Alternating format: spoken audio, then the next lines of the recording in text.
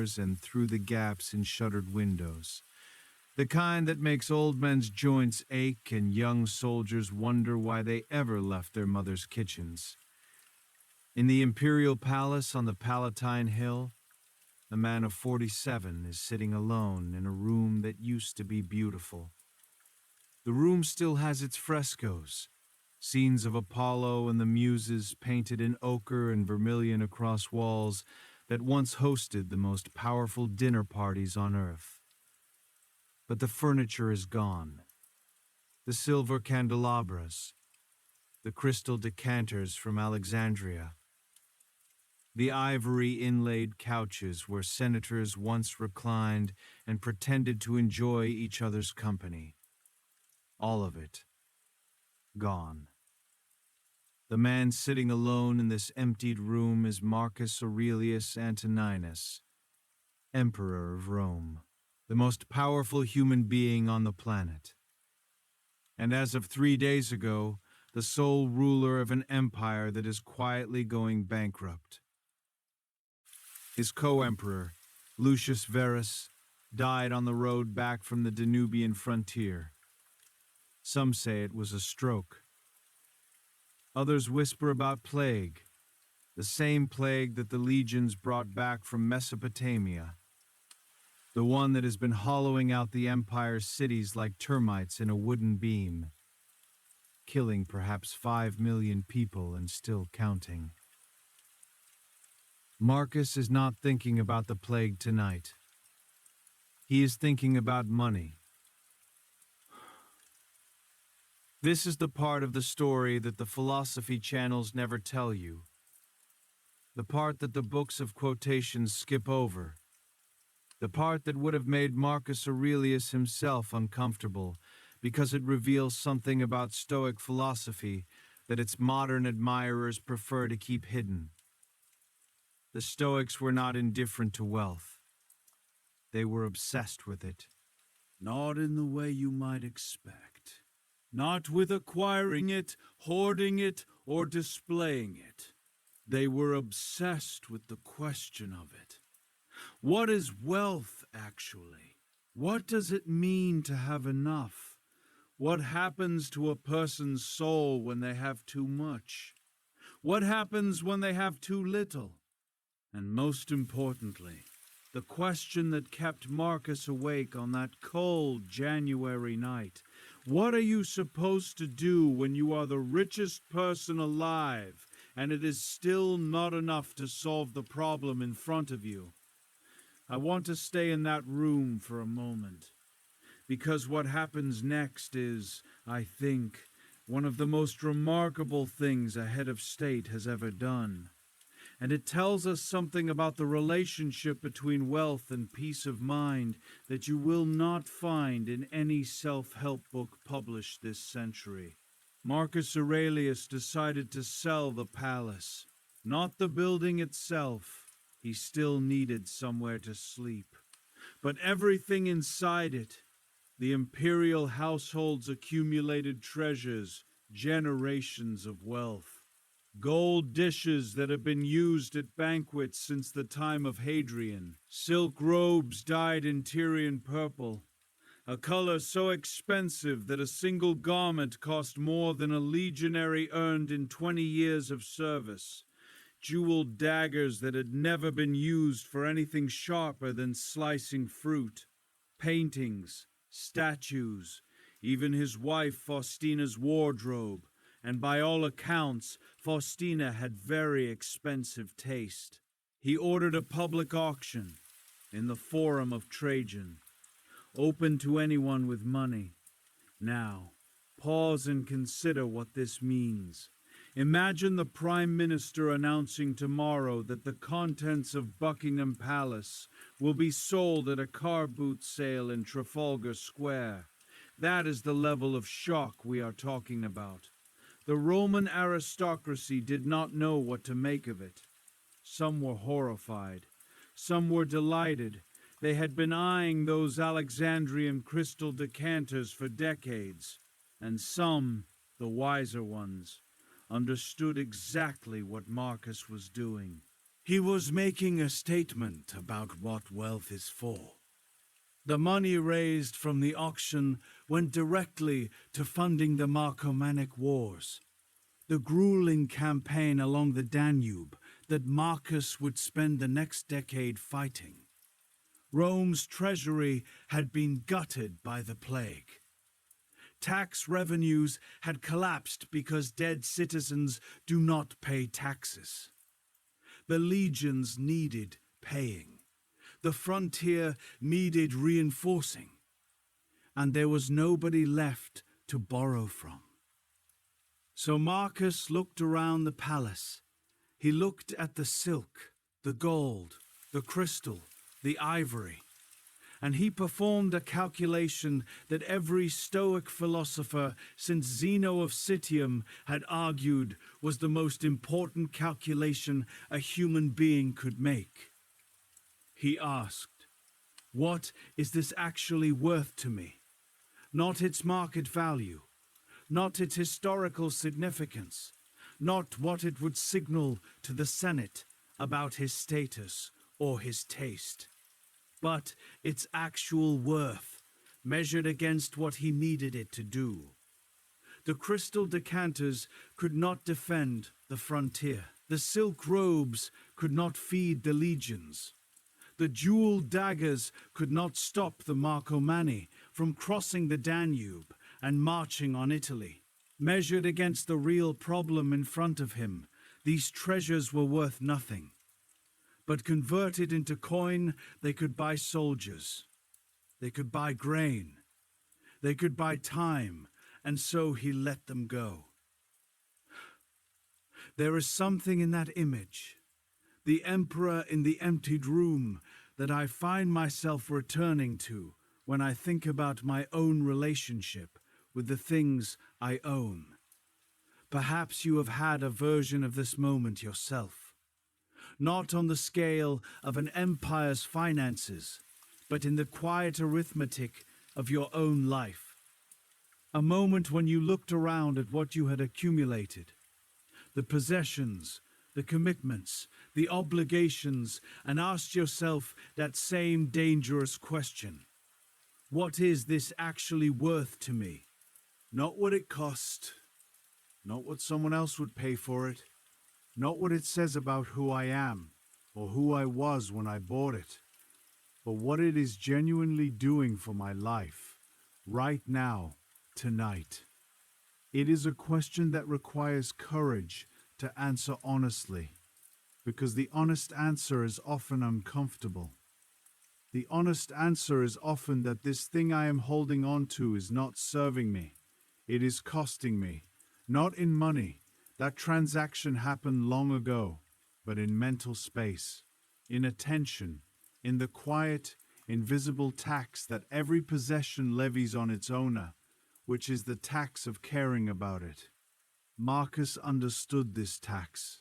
He wrote about it in his private journal, the one we now call the Meditations, though he never intended anyone to read it. He was writing to himself, reminding himself, working through the same questions at night that he had to act on during the day. He wrote, and I want you to hear this not as a quotation from a philosophy textbook, but as the private thought of a tired man sitting in a cold, emptied room at midnight. He wrote, "Do not indulge in dreams of having what you have not, but reckon up the chief of the blessings you do possess, and then thankfully remember how you would crave them if they were not yours." Read that line quickly, and it sounds like a greeting card, something you would cross-stitch on a cushion. Be grateful for what you have, but sit with it in the context of that night, the night after the auction, the night when Marcus had voluntarily made himself poorer than any emperor in living memory. And it becomes something sharper, something almost paradoxical. He is not saying be grateful and stop wanting more. He is saying something far more radical. He is saying that the things you already have are the things you would desperately want if you did not have them. So the feeling of abundance you are chasing, you already have it. You just cannot see it because proximity has made it invisible. This is the part where I want to let something settle in your mind. Not as an instruction, not as advice, just as a thought to rest beside as you lie here tonight. You are not short of what you need. The feeling of shortage, that restless sense that something is missing, that you are one purchase or one pay rise or one breakthrough away from feeling secure. That feeling is not evidence. It is a habit of perception. It is the mind doing what minds do, which is scanning for problems even when the room is warm and the door is locked and the people you love are sleeping safely nearby. Marcus Aurelius, on the night he sold the palace furnishings, was arguably in worse material circumstances than he had been the day before. He had less. By any accountant's measure, he was poorer. But here is the part of the story that matters most, and the part that I think gets overlooked. After the auction, Marcus did something unexpected. He issued a decree stating that anyone who had purchased items from the imperial collection could return them, at any time, for a full refund, no questions asked. Think about what that means. He was not impoverished by the sale. He was freed by it. The wealth had not vanished. It had been converted from a static form into a liquid one, from crystal gathering dust into grain-feeding soldiers. And when the purpose was served, when the wars were funded and the crisis had passed, the wealth could flow back if it needed to. Some buyers did return the items. Most did not. They had grown fond of their new possessions, which tells you something about the nature of attachment. But Marcus did not mind either way. The point was never the objects. The point was the demonstration, to himself as much as to Rome, that wealth is not what you hold. It is what you can do, and what you can do right now. Tonight, in this quiet hour, is something that Marcus would have envied. You can rest. You can let the ledger close for the day. You can stop the calculation of what you have and what you lack, and simply be present in the extraordinary fact that you are here, breathing, warm, alive. The accounts will be there in the morning. They always are. But tonight, the ledger is closed. You have enough for tonight. What you need is already here. Wealth begins in the mind that recognizes what it has. You are not behind. You are not missing anything. The feeling of abundance is available to you right now, in this breath. Like Marcus in the emptied room, you are freer than you think. There is one more thing I want to tell you before we move on. Something that connects what Marcus did that night to a man who lived a century earlier, a man who was, by some estimates, the wealthiest philosopher who ever lived, a man whose enemies said he was a hypocrite, and whose friends said he was something far more interesting than that.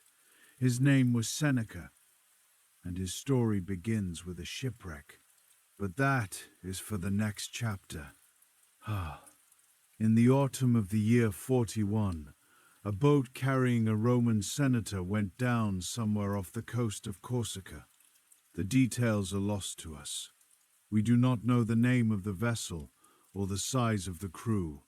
We do not know if it was a storm or a reef or simple human error. What we know is that a man named Lucius Annaeus Seneca, philosopher, playwright, political advisor, and by his own later admission, a man who was far too comfortable for his own good, found himself in the water, at night, in the Mediterranean, with nothing. Not nothing in the philosophical sense, nothing in the literal sense. No possessions, no scrolls, no servants, no money, no dry clothes, No certainty that he would be alive to see the sunrise. He survived, obviously. If he had not, this would be a very short chapter and a much less interesting story. He washed up on the Corsican shore and spent the next 8 years in exile there, banished by the Emperor Claudius on charges that were almost certainly fabricated, involving an alleged affair with the emperor's niece. But the shipwreck is where I want to begin tonight, not because of the drama of it, but because of what Seneca wrote about it afterward. He wrote that the moment the water closed over his head, a thought struck him that was so clear and so immediate that it cut through the panic like a blade through silk. The thought was this: I own nothing. I have never owned anything. Every possession I have ever held was borrowed from the universe and could be recalled at any moment without notice. Now you need to understand something about the man who had this thought. Seneca was not a modest man. At the peak of his career, which was still ahead of him on that cold night in the water, he would amass a personal fortune estimated at 300 million sesterces. In today's money, depending on which historian's conversion rate you prefer, that is somewhere between 2 and 3 billion pounds. He owned vineyards across the Italian peninsula. He held estates in Egypt. He lent money at interest to the tribal chiefs of Britannia, and when they could not repay, some historians argue it helped spark the rebellion of Boudica, though that is a story for another evening. He dined on tables made from citrus wood imported from North Africa, each one costing more than a working family might earn in a lifetime. He had 500 identical writing desks made from ivory, because apparently one was not enough. This is the man who lay in the water off Corsica and thought, I own nothing. And here is why this matters to you, tonight, more than you might expect. Seneca was not a hypocrite. I know that is a controversial claim. For 2,000 years, his critics have pointed to the gap between his philosophy and his bank balance and called him a fraud. How can you preach simplicity while sleeping on silk? How can you write about the virtues of poverty while lending money to barbarian kings? It is a fair question. Seneca himself thought it was a fair question. He addressed it directly in a work called De Vita Beata, on the happy life, which is one of the most honest things ever written by a wealthy person about being wealthy. His answer was not what you might predict. He did not apologize. He did not promise to give it all away. And he did not pretend that wealth did not matter. What he said was this: wealth is neither good nor evil. It is a material, like iron. You can make a plowshare from iron, or you can make a sword. The iron does not care. Its moral quality depends entirely on the hand that shapes it and the purpose to which it is put. A rich person who is enslaved by their wealth, who lies awake at night worrying about losing it, who measures their worth by their net worth, who cannot enjoy a meal without calculating its cost. That person is poorer than the beggar sleeping peacefully under a bridge. Their wealth has become their master. But a rich person who holds wealth loosely, who can enjoy it without needing it, who can lose it without being destroyed, who can give it away without feeling diminished, that person has achieved something genuinely difficult. They have made wealth their servant rather than their sovereign. And that, Seneca argued, is a higher achievement than simply refusing to have any. This is where it gets interesting, because Seneca did not merely philosophize about this distinction. He tested it, regularly, deliberately, in a way that would strike most of us as slightly mad. Every few months, he would abandon his palatial lifestyle and live as though he had nothing. He described the practice in a letter to his friend Lucilius, one of the finest letters in the history of philosophy, and one that almost nobody in the modern Stoic community ever quotes because it makes them uncomfortable. He told Lucilius to set aside 3 or 4 days at a time to practice poverty. Not symbolic poverty, actual poverty. Eat the cheapest food available. Wear rough clothing. Sleep on a hard surface. Dismiss the servants. Go without wine, without hot water, without the small luxuries that had become invisible through habit. And then, and this is the part that separates Seneca from every modern minimalism influencer who has ever lived, after 3 days, go back. Return to the silk. Return to the citrus wood tables and the Egyptian wine. Pick up the life of wealth exactly where you left it. The point was not to reject wealth. The point was to check whether wealth had captured you.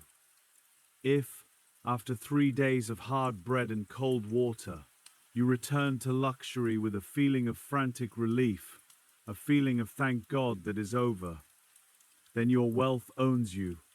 The comfort has become a cage, and you did not even notice the bars going up. But if you return to luxury with a feeling of mild indifference, a sense that it is pleasant but not essential, enjoyable but not necessary, then you are free. The wealth is a tool in your hand, not a chain around your ankle. Seneca wrote, "It is not that the person who has nothing is free. It is that the person who needs nothing is free, and you cannot know what you need until you have experienced what it is like to go without." I want to pause here and ask you something, not a rhetorical question, a real one. You do not need to answer it tonight. You can let it settle somewhere in the back of your mind and return to it tomorrow, or next week, or never. What would you lose if the comfortable things in your life disappeared for 3 days? Not the essentials, not the roof, the food, the safety. I mean the layer of comfort that sits on top of the essentials. The specific brand of coffee, the temperature of the shower, the side of the bed, the particular arrangement of pillows, the subscription, the device, the habit that your hand reaches for before your mind has finished waking up. If those things vanished for 3 days, would you feel panic? Would you feel grief? Or would you feel, and this is what Seneca was testing for, would you feel a strange, quiet lightness, a sense that the weight you did not realize you were carrying had been briefly, mercifully lifted? Because if it is the lightness, then those things were never serving you. You were serving them. There is a second shipwreck in Seneca's life that matters to this story. Not a literal one, a metaphorical one, and in many ways far more destructive. In the year 62, Seneca's political protector, the Emperor Nero, whom Seneca had tutored since boyhood, began to turn. Nero had always been volatile, but in his later years the volatility became something darker. He murdered his mother. He murdered his wife. He was widely suspected of starting the Great Fire of Rome, and whether he did or not, the suspicion was enough to make everyone around him feel the floor shifting beneath their feet. Seneca saw what was coming. He went to Nero and made a request that astonished the court. He asked to give back his fortune, all of it. Every sesterce, every vineyard, every estate, every ivory writing desk. He offered to return the lot to the imperial treasury and retire to a small country house to live out his remaining years in simplicity and study. Nero refused. And in that refusal, Seneca understood something that the shipwreck off Corsica had taught him 20 years earlier, but that he had not fully absorbed. You do not choose when wealth leaves you. You can only choose how you hold it while it is here. 3 years later, Nero ordered Seneca to take his own life. Seneca complied, surrounded by his friends, dictating philosophy to the end. The wealth he had tried to return was confiscated anyway. But here is the detail that history remembers. In his final hours, Seneca was calm. His friends wept. His wife Paulina tried to die alongside him. But Seneca himself showed no distress, because the thing that Nero was taking from him, his life, was something Seneca had already practiced losing. Every 3-day stretch of rough bread and cold floors had been rehearsal for this moment. Not a rehearsal for poverty, but a rehearsal for the ultimate letting go. He had one final letter to Lucilius, written in the weeks before his death, that I will come back to later in our time together. It contains what I think is the most important thing Seneca ever wrote about wealth. But it needs the context of what comes next before it will land the way it deserves to. For now, let this be enough. You are practicing, right now, the same thing Seneca practiced. You are lying still. You are letting go of the day. You are allowing the busy hand that grasps and holds and accumulates to open, just for a few hours, and release its grip. This is not passivity. This is training. Every night that you choose rest over worry, you are building the muscle that Seneca spent his life strengthening, the muscle of letting go, the quiet skill of holding things without being held by them. You do not need to return your fortune to an emperor. You only need to set it down on the nightstand, like a book you will pick up again in the morning. It will still be there. It always is. But right now, your hands are empty, and that is a kind of wealth that no one can take from you. There is a harbor in the ancient world where everything has a price. It is Alexandria, in the early years of the 2nd century, the greatest port on earth. A city where 3 civilizations, Greek, Egyptian, Roman, have been arguing with each other for so long that they have accidentally created something none of them intended, which is a 4th civilization entirely, one built on trade. If you could stand on the great stone breakwater of the Pharos lighthouse, which in those days was still the tallest building in the world, and look down at the harbor below, you would see a forest of masts, grain ships from the Nile Delta, their holds heavy with wheat bound for Rome, spice merchants from the Indian Ocean, their sails still carrying the scent of cinnamon and pepper from ports so distant that most Romans did not believe they existed, amber traders from the Baltic, who had traveled for months overland through forests and marshes to reach this single, overwhelming marketplace, and everywhere, small boats carrying accountants. Because in Alexandria, the accountants outnumbered the sailors. In this city, at this time, there lived a man named Demetrius. We know about Demetrius because Seneca wrote about him, not once but several times, and always with a kind of bewildered admiration, as though he had encountered a creature he could not quite classify. Seneca called him the strongest of all men I have known, which is a remarkable thing for a Roman senator to say about a Greek merchant who slept on the ground. Demetrius was not born poor. He came from a trading family. His father dealt in Egyptian grain, the commodity that kept Rome fed, and therefore the commodity that made its traders either very rich or very dead, depending on the harvest and the politics of the season. Demetrius inherited the business, expanded it, and by his early 30s was wealthy enough to own a house with a courtyard large enough to stable 12 horses, which in Alexandria was the equivalent of parking a fleet of expensive cars in your front garden. He was, by all accounts, good at making money. He had what we might today call a commercial instinct, a feel for which shipments would arrive safely and which would be lost, which prices were about to rise and which were about to collapse, which clients could be trusted and which were one bad season away from ruin.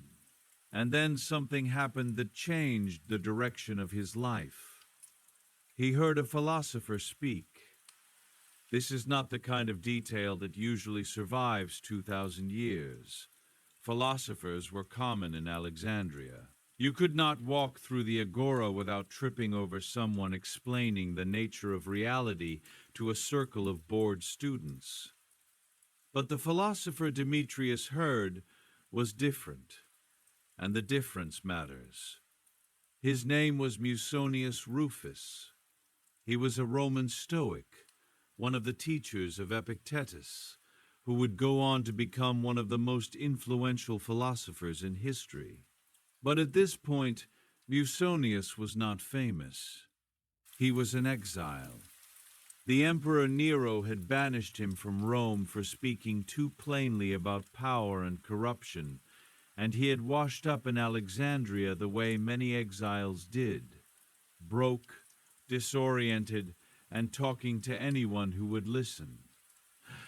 What Musonius said that day, standing in the shade of a grain warehouse near the harbor, was something Demetrius had never considered.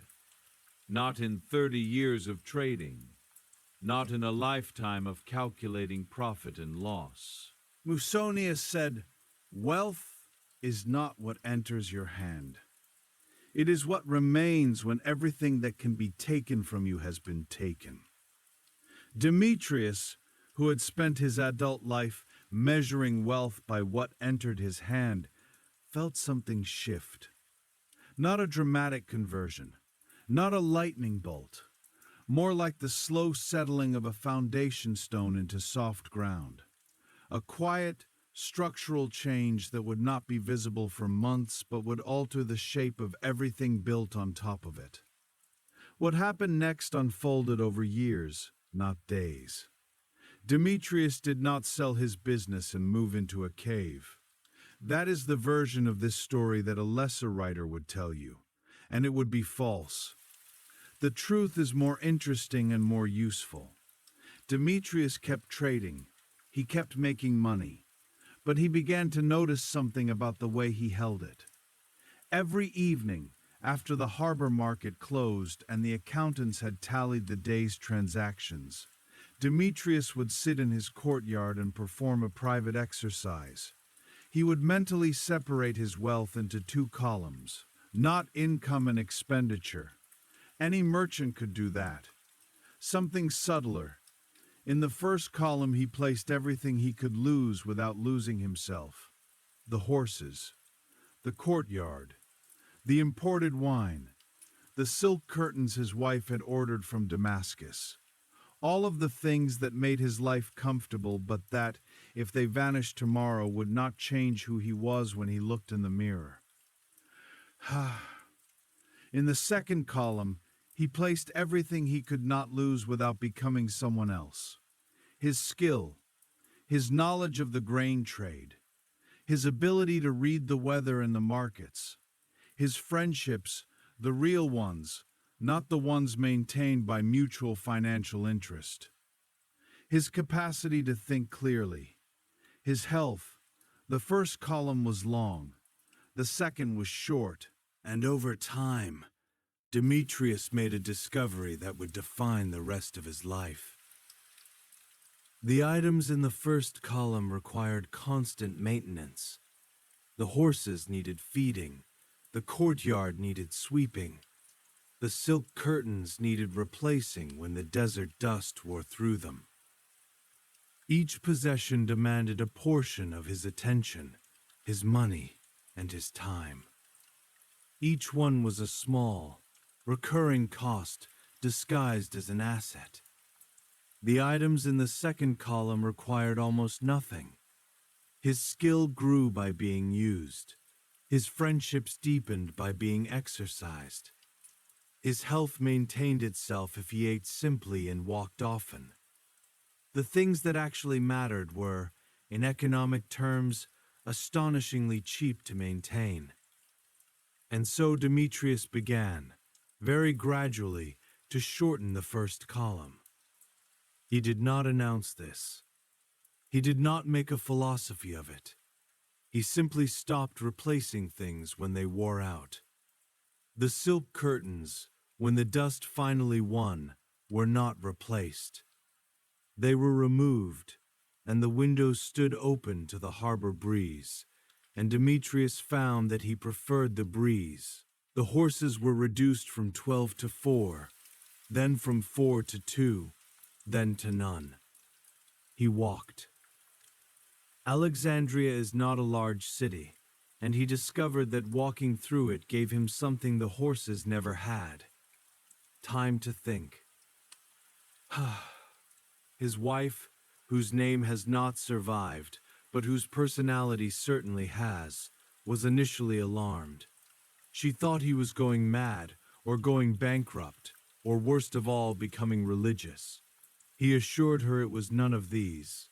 He told her, and this line did survive, because Seneca loved it enough to quote it, he told her, "I am not becoming poorer, I am becoming lighter." There is a difference between those two things that is easy to miss, but essential to understand. Poverty is the absence of what you need. Lightness is the absence of what you do not need. They look identical from the outside. From the inside, they are as different as drowning and swimming. Both involve being in the water, but only one of them is a choice. Demetrius's neighbors, predictably, thought he had lost his mind. The merchants of Alexandria measured a man's worth by the weight of his household, and Demetrius's household was getting lighter by the month. They assumed he was hiding debts or preparing to flee the city, or involved in some scheme that required the appearance of poverty. They were wrong, but their confusion is understandable.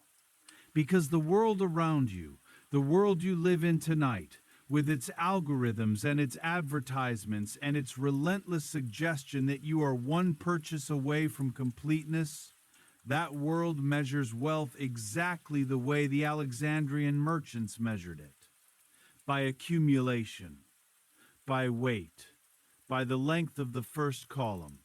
And the world is not stupid. It measures it that way because accumulation is visible. Lightness is not. You can see a man's house, his car, his watch. You cannot see his sense of sufficiency. You cannot photograph the moment he looked at his bank balance and felt, for the first time, that it was genuinely, honestly enough. That feeling, the feeling of enough, is the thing Demetrius was building toward. Not minimalism, not austerity, not some performative rejection of comfort for the sake of appearing wise. Just the quiet, unshakable sense that the scales were balanced, that the day's accounts, when tallied honestly, came out even. Demetrius's story does not end in Alexandria. It ends in Rome, decades later, and it ends in a way that I want to save for a little while longer, because it connects to something Marcus Aurelius understood and Seneca wrote about, and you, lying here tonight, may already be feeling without having a name for it. But before we leave the harbor, there is one more thing. In the years after Demetrius simplified his life, his trading business did not collapse. It grew, not because austerity is magically profitable, but because Demetrius had more attention to give it. The mental energy he had been spending on maintaining 12 horses and a silk-curtained mansion was now available for the work itself. He saw opportunities he had been too distracted to notice. He made decisions faster because he had fewer competing priorities. He took risks more calmly because his personal needs were so modest that even a significant loss would not threaten his way of life. This is the part of the Stoic wealth philosophy that the motivational speakers never mention, because it complicates their narrative. The Stoics did not teach that wealth is bad. They did not teach that wanting things is shameful.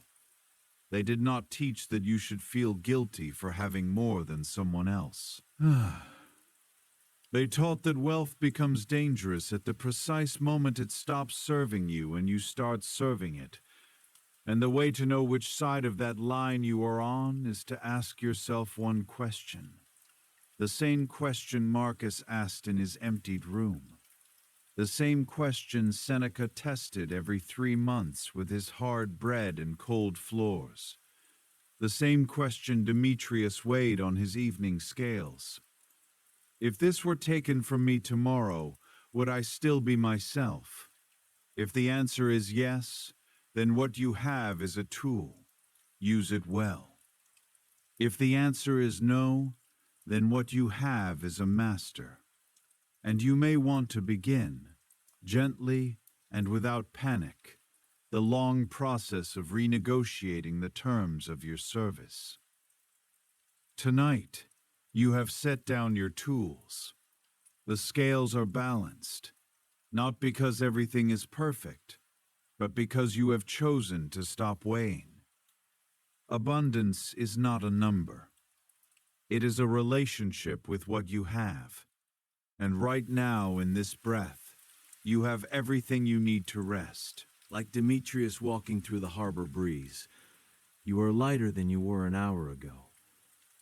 Not because anything was taken from you, but because you have given yourself permission to put it down. The courtyard is quiet. The harbor is still. The ships can wait until morning. We return now to where we began, the palace on the Palatine Hill, the emptied room, the emperor who chose to be poorer so that his empire could be richer. But it is no longer January of 169. It is the spring of 176, 7 years later. The Marcomannic wars are not over.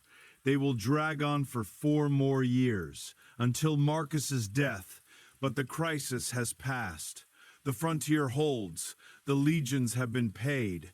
The plague, though it will never fully disappear, has loosened its grip enough that the markets are open again and the tax revenues have begun, slowly, to recover. Marcus is 54 now. His hair has gone gray. His joints ache from years of sleeping in military camps along the Danube, in tents that leaked when the rain came and froze when it did not. He has spent more of the last 7 years on horseback than on the imperial throne, and it shows. His physicians worry about his stomach. He has been taking a daily dose of theriac, an opium-based medicine that dulls the pain but clouds the mind, and he knows it. He is writing in his journal again, the same journal he has kept for decades, the journal that was never meant to be published, never meant to be read by anyone but himself, never meant to become one of the most translated books in human history. And on this particular evening, by the light of an oil lamp that is running low, he writes a line that I mentioned at the beginning of our time together, a line that I said was misunderstood, a line that, when read properly, changes how you think about everything the Stoics taught about wealth. The line in the original Greek is this: ho cosmos aloesis, ho bios hypolepsis. For centuries, translators have rendered it as the world is change. Life is opinion. And in that form it sounds like a vague observation, something you might find on a motivational poster next to a photograph of a sunset. The world changes. Life is what you make of it.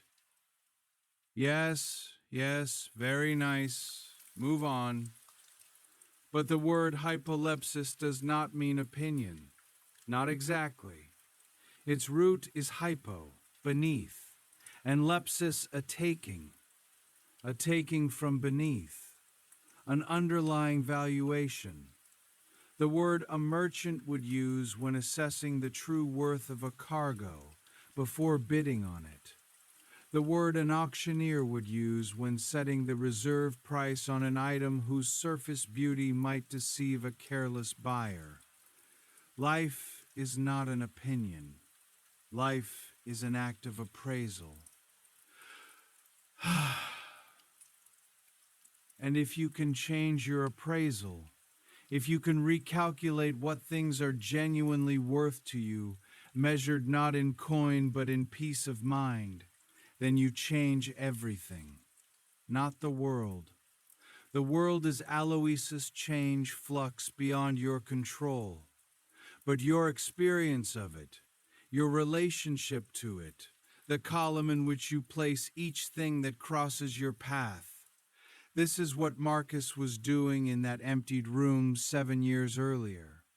He was not selling furniture. He was reappraising.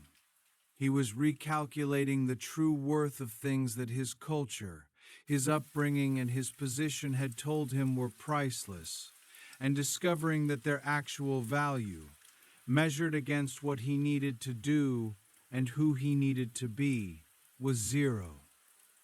And now I can tell you the ending of Seneca's story, the final letter to Lucilius that I held back earlier. In the last weeks of his life, knowing that Nero's order could come at any moment, Seneca wrote a letter about how a wealthy person should die, not how a wealthy person should live. He had written extensively about that already, but how they should meet the end, how they should close the ledger. And if you can change your appraisal, if you can recalculate what things are genuinely worth to you, measured not in coin but in Seneca wrote a letter about how a wealthy person should die, not how a wealthy person should live. He had written extensively about that already. He wrote that a person who has lived well with wealth should be able to die without clinging to it. Not because wealth does not matter, but because a life spent practicing the art of holding things lightly has prepared you for the one moment when letting go is not optional. He compared it to a guest leaving a banquet. You do not own the food. You do not own the wine. You were invited to enjoy it, and now the evening is ending, and the host is clearing the table. The graceful guest says thank you, rises, and leaves without stuffing bread into their pockets for the journey home. There is a harbor in the ancient world where everything has a price. It is Alexandria, in the early years of the 2nd century, the greatest trading port on earth, a city built at the point where 3 civilizations, Greek, Egyptian, Roman, have been arguing with each other for so long that they have accidentally created something none of them intended. A 4th civilization, one built entirely on the exchange of things.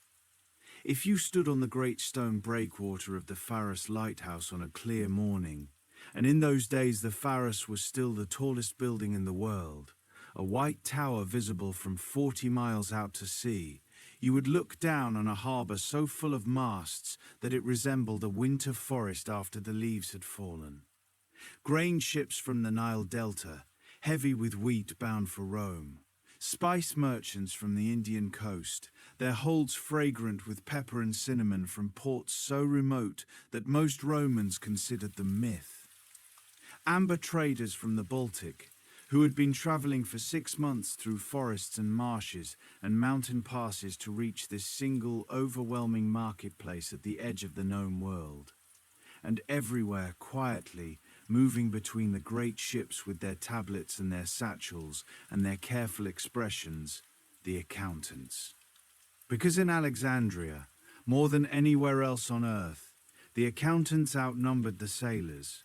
Numbers were the language of this city, every transaction recorded, every debt noted, every profit calculated to the fraction of a sestertius.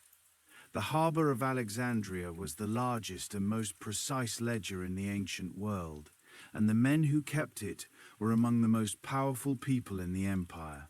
In this city, at this time, there lived a man named Demetrius. We know about Demetrius because Seneca wrote about him, not once but several times, and always with a quality in his writing that I can only describe as baffled admiration, as though he had encountered a creature he could not quite classify.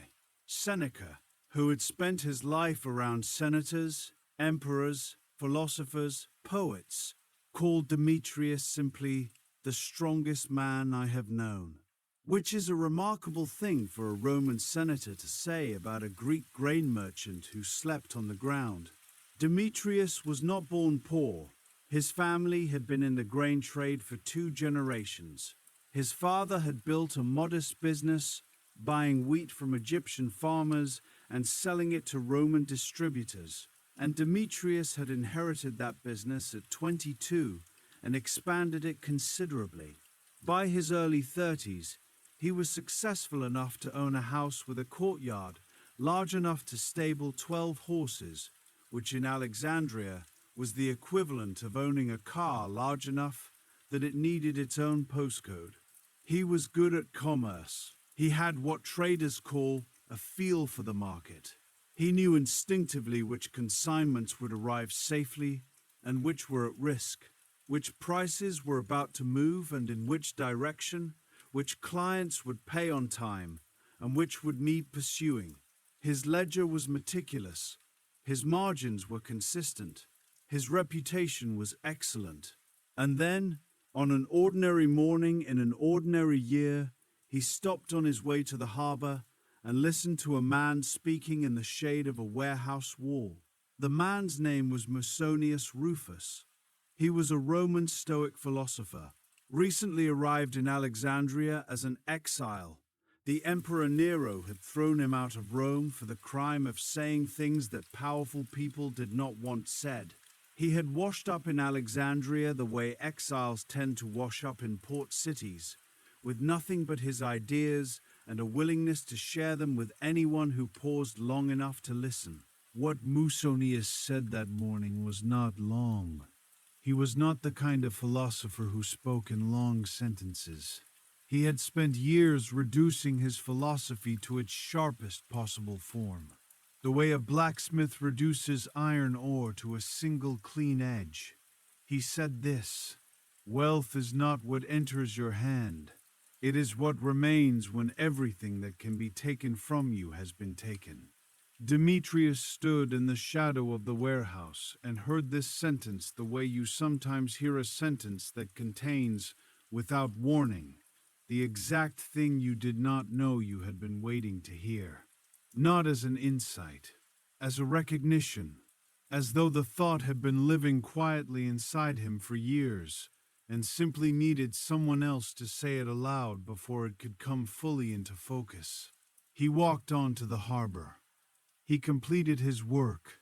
He came home, ate supper, slept. The next morning he walked past the same warehouse, and Musonius Rufus was there again. Demetrius stopped again. This happened every day for a week.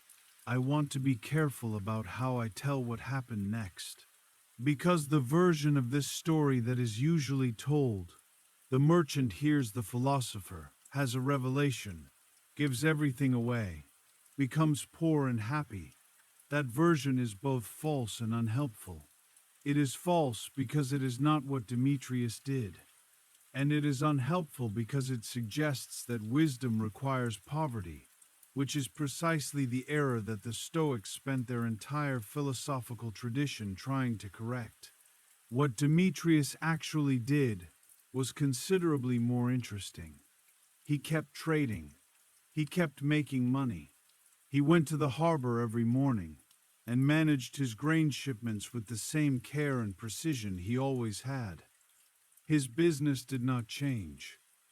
What changed was an evening practice he developed and kept for the rest of his life.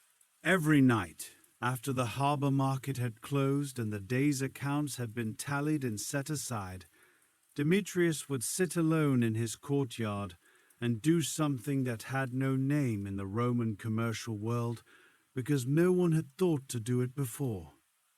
He divided his wealth into two columns, not income and expenditure, not assets and liabilities, something altogether different. In the first column, he placed everything he could lose without losing himself. The horses, the house, the courtyard, the imported wine from Chios, the new cloaks his wife had ordered from a Syrian merchant, the bronze lamp with the lion's head that he had bought because he liked the way it looked. All of the things that made his daily life more comfortable, more pleasant, more enjoyable, but that, if they disappeared tomorrow, would not change the person he was when he faced himself in the bronze mirror each morning. In the second column, he placed everything he could not lose without becoming someone else: his understanding of the grain market, his ability to calculate a fair price on imperfect information, his reputation for honest dealing, his friendship with the 3 or 4 men he actually trusted in this city of 10,000 merchants, his capacity to think clearly under pressure, his health, his knowledge of the world beyond Alexandria, accumulated through years of conversations with traders who had been to places he would never see. The first column was long. It took time to write. The second column was short. It fit comfortably on half a page. And when he looked at both columns together, Demetrius made a discovery so simple and so obvious that he could not understand why he had never seen it before. Everything in the first column cost money to maintain. The horses needed feeding and stabling and the occasional expensive attention of a veterinarian. The house needed repair. The courtyard needed sweeping. The wine needed replenishing. The cloaks wore out and needed replacing. Each item in that first column was not simply an asset. It was a responsibility, a recurring demand on his time and money and attention. Everything in the second column cost almost nothing to maintain. His skill grew by being exercised. His friendships deepened by being tended. His health maintained itself if he ate simply and walked the harbor road each morning. His reputation compounded silently, like interest, requiring only that he continue to behave as he always had. The things that actually made him who he was, the real contents of his life, as opposed to the decorations, were, by any honest accounting, almost free to keep. And the things that cost the most, in time and money and mental space, were things he had barely noticed acquiring. Demetrius began, very slowly and without announcement, to shorten the first column. He did not sell everything. He did not make a principle of it or write philosophical essays about it or tell his neighbors what he was doing. He simply stopped replacing things when they wore out. The cloaks, when the threads went, were not replaced. The horses were reduced from 12 to 4, then to 2, then eventually to none. He walked. Alexandria is not a large city, and he found that walking gave him something riding never had: the unhurried time between one place and another to simply think. His wife, whose name is not recorded in the sources, which tells you something about the priorities of ancient historians, though her personality comes through clearly in everything Seneca wrote about this period, was concerned. She asked if the business was in trouble. Demetrius told her no. He told her he was conducting an experiment. He was trying to find out what he actually needed, as opposed to what he had accumulated. She did not find this entirely reassuring, but she watched. and she noticed something that Demetrius himself had already begun to suspect. His work improved, not dramatically, not overnight, but the quality of his attention, the precision of his judgment in the harbor, the speed and accuracy of his calculations became noticeably sharper over the months that followed, because the mental energy he had been spending on maintaining 12 horses and a fully staffed household was now available for the work itself. There was simply more of him present when he stood at the harbor wall and assessed an incoming shipment. He was not minimizing, he was optimizing, reducing what cost him most so that what mattered most could have his full attention. Seneca, who heard this story some years later from a mutual acquaintance, was so struck by it that he made Demetrius a recurring figure in his letters. He returned to him again and again, always with that quality of baffled admiration. A man who had found a way to be genuinely wealthy and genuinely free at the same time, by understanding, with the precision of an accountant, appropriately enough, exactly where the wealth ended and the freedom began. There is a line Demetrius said to his wife that Seneca loved enough to quote in 3 separate letters. She had asked him, again, whether he was not worried about what people thought, about the horses, the cloaks, the visible simplification of a household that had once signaled comfort and success. Demetrius looked at her and said, "I am not becoming poorer. I am becoming lighter." Seneca called that the wisest sentence he ever heard spoken by a man who was not a philosopher. And then he corrected himself and said, "Perhaps that sentence is precisely what makes a man a philosopher." I want to sit with that for a moment before we move on, because the distinction Demetrius made between poverty and lightness is one that gets lost in almost every conversation about wealth and simplicity that I have ever heard. Poverty is the absence of what you need. It is the thing that grinds people down, that limits life, that closes doors. It is not romantic. It is not philosophical. It is simply hard. Lightness is the absence of what you do not need. It is the thing that opens space, that returns attention, that makes the second column, the short one, the one that contains everything you actually are, more visible, more present, more alive. They look identical from the outside. From the inside, they are as different as drowning and swimming. Demetrius's story ends in Rome.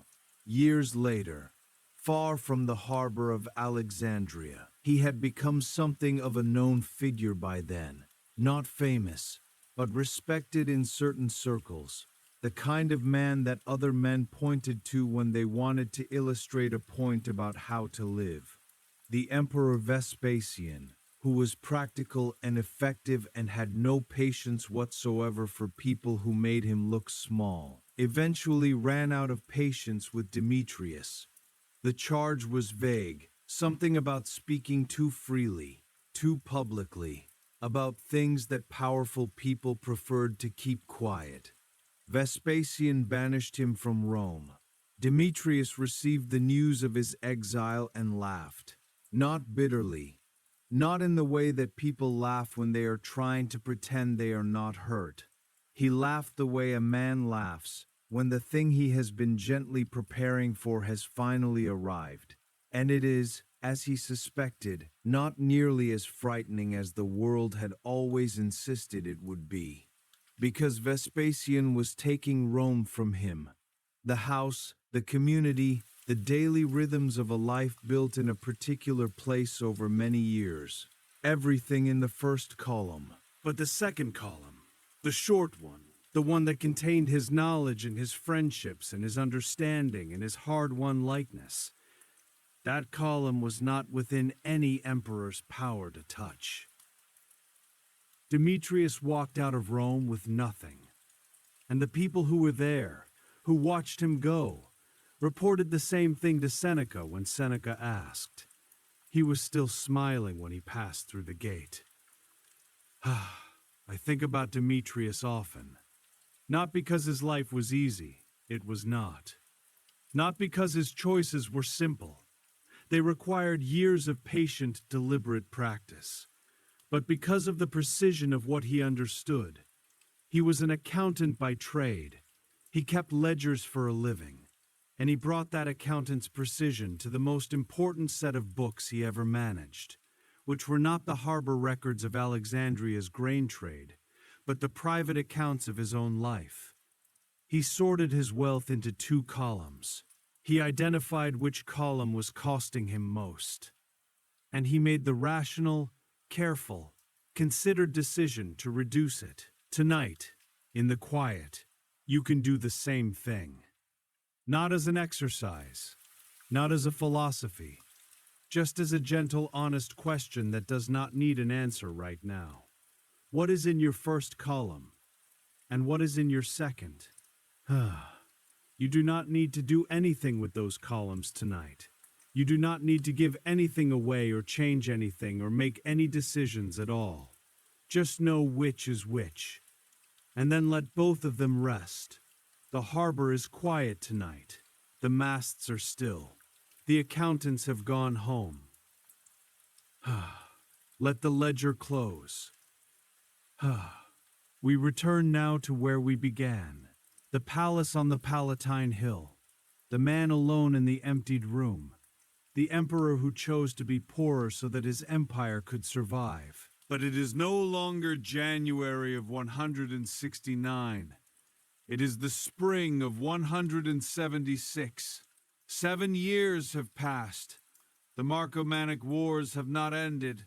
They will drag on for 4 more years, until the emperor's death. But the worst of the crisis is behind them. The frontier holds. The legions have been paid. The plague, which has killed perhaps 1/10 of the empire's population over the past decade and a half, has settled into a grim background presence rather than an acute emergency. Marcus Aurelius is 54 years old. His hair has gone gray.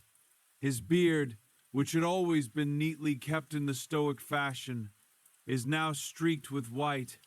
He has spent more of the past 7 years sleeping in military tents along the Danube frontier than in any building that could reasonably be called a palace, and it has marked him.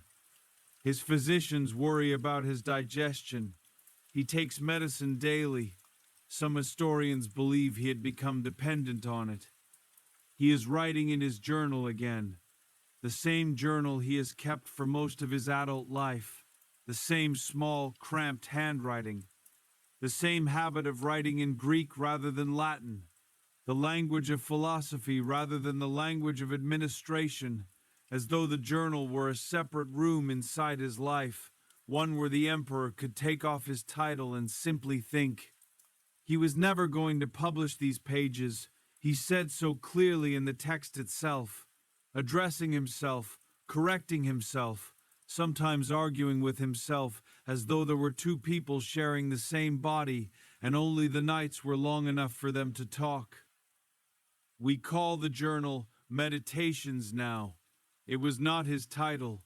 He had no title for it. It was simply the ongoing private accounting of a man who had been given more power and more responsibility than any human being can comfortably hold, and who needed somewhere to put the weight of it at the end of each day. On this particular evening, the lamp is burning low. He is on the 14th section of what would become his last active journal period. He has been writing about change, about the nature of things that pass, about the difficulty of holding your sense of self steady when everything around you, empires, wars, plagues, people you loved, is in constant motion. And he writes a line that has been copied and quoted and translated and misunderstood for almost 2,000 years. In the original Greek it is this: ho cosmos aloosis, ho bios hypolepsis. Translators have rendered it, almost universally, as the world is change, life is opinion. And in that form it sounds like a vague philosophical observation, something you might find on a motivational poster. The world changes, life is what you make of it. Yes, quite. Thank you. Move on. But the word hypolepsis does not mean opinion. It comes from hypo, beneath, and lepsis, a taking from beneath, an underlying valuation. It is the word a merchant uses when assessing the true worth of a cargo before making an offer. It is the word an auctioneer uses when setting the reserve price on an item whose surface beauty might mislead a careless buyer into paying more than a thing is worth. Hypolepsis is not an opinion. It is an act of appraisal. What Marcus wrote in that small room by the guttering lamp was not a vague observation about the mutability of existence. He was making a precise, commercial, accountant's statement about value. The world is change. He knew this better than almost anyone alive. He had watched a plague reshape an empire. He had watched a co-emperor die on a road. He had watched the most powerful treasury in the world empty itself like a bath, with the plug pulled out. The world was change, absolutely, beyond question, beyond argument. But life, the actual experience of being alive, the quality of each day, the sense of abundance or scarcity that colors every waking hour, that was hypolepsis. A valuation, an assessment, a number you assigned. And if you assigned the number, then you could reassign it, not the facts, not the world, but the value you placed on each fact, the column in which you put each thing that crossed your path. This is what Marcus had been doing in the emptied room 7 years ago. Not selling furniture, reappraising, recalculating the true worth of things that his culture and his position had told him were invaluable, and discovering that their actual value, measured against what he needed to do and who he needed to be, was precisely zero. He was not a man who had given up his wealth. He was a man who had correctly valued it, found it wanting in a specific context, liquidated it, and used the proceeds for something worth more. The wine cellar, emptied and converted into coin for the legions, was worth more as coin. The silk robes, sold in the Forum of Trajan, were worth more as grain. The ivory-inlaid couches, bid on by curious senators, were worth more as soldiers' wages. This was not philosophy. This was accounting. Extraordinarily precise, emotionally unflinching accounting performed by a man who understood that the true price of anything is what you are willing to give up to keep it. Marcus put down his pen that spring evening. He rubbed the ink from his fingers, the way he always did, the small domestic gesture of a man ending a day's work. He looked at the room around him. Different room these days. Different palace even. He spent more time in the military camps than here, and the Palatine felt unfamiliar in a way that it had not when he was young. But the frescoes were still there. Apollo and the Muses painted in ochre and vermilion. Some of the furniture had found its way back over the years. A few buyers had returned their purchases as he had offered. Others had kept what they bought, grown fond of it, incorporated it into their own households and their own stories. Marcus had not minded either way. The point was never the objects. Now I want to tell you how Seneca's story ends. The final letter to Lucilius. The one I have been holding back since the second chapter of this night, waiting for the right moment to give it its full weight. In the last weeks of his life, with Nero's patience running out and the message he expected arriving eventually, Seneca wrote to Lucilius about one subject above all others. He wrote about how a wealthy person should close their accounts, not die. That word was too plain for what he was trying to say. Close their accounts. The phrase of a merchant, of a Demetrius of Alexandria, of someone who had kept careful books their whole life and understood that the most important moment in any accounting is not the daily tallying, but the final reckoning. He said this: "A person who has lived well with wealth should be able to leave it the way a guest leaves a good dinner party, not grabbing food from the table as they go, not weeping at the door, not insisting that the evening must continue, that the wine must not run out, that something terrible will happen if the host begins to clear the plates, but rising, when the time comes, with the ease of someone who has enjoyed what was offered without requiring it to last forever, saying thank you, finding their coat, walking out into the night, because here is the thing Seneca understood about wealth, that Marcus understood, and that Demetrius understood, and that I believe, somewhere in the quiet part of you that is listening to this right now, you already understand too. It was never yours." Not in the sense that you stole it, or that you did not earn it, but in the sense that nothing you hold is permanently yours. Every possession, every circumstance, every comfortable arrangement of your life is on loan. From time, from luck, from the 10,000 things that had to go right for you to be exactly where you are tonight, warm and breathing in the dark. The Stoics called this impermanence. The Buddhists called it the same thing by a different name. Marcus called it aloeosis, change, the only true constant. And their point, all of them, across centuries and civilizations, was not that this should make you sad. Their point was exactly the opposite. When you truly accept that everything is on loan, you stop spending your energy trying to secure it forever. And when you stop spending your energy trying to secure it forever, something unexpected happens.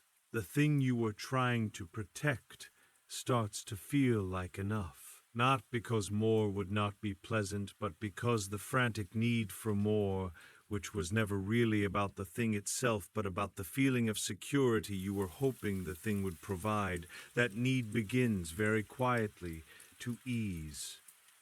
You are lying here in the dark tonight, and if you have been listening, even half listening, even drifting in and out as this voice has moved through 2,000 years of human thought about what it means to have enough, then somewhere in the back of your mind a small reckoning has been taking place. Not a dramatic one, not an insight that will change everything by morning. Just the quiet, incremental work of a mind that has been given good material to work with, doing what minds do in the hours between waking and sleep. Sorting, filing, placing things in columns, first column, second column. What can be lost without losing yourself? What cannot? Let me close the ledger now. In the column marked Received Today, breath, warmth, the particular quality of this silence. In the column marked Ode, nothing the balance carries itself tonight. In the column marked Tomorrow, it will wait. Tomorrow is patient. It has always been patient with you, even when you have not been patient with it. In the column marked Enough, this moment, this ordinary, unremarkable, quietly extraordinary moment of being alive in the dark. In the column marked Wealth, the fact that you are here, that you have ears to hear an old story told slowly, that somewhere in the past 2 hours, between Rome in 169 and Alexandria at the turn of the century, and a Corsican shoreline, and a private journal written by lamplight. Somewhere in all of that, something landed. You can simply rest. The world is change, but this moment is not changing. This moment is still. This breath is still. You are still. The ledger is closed. The accounts are settled. Rest now.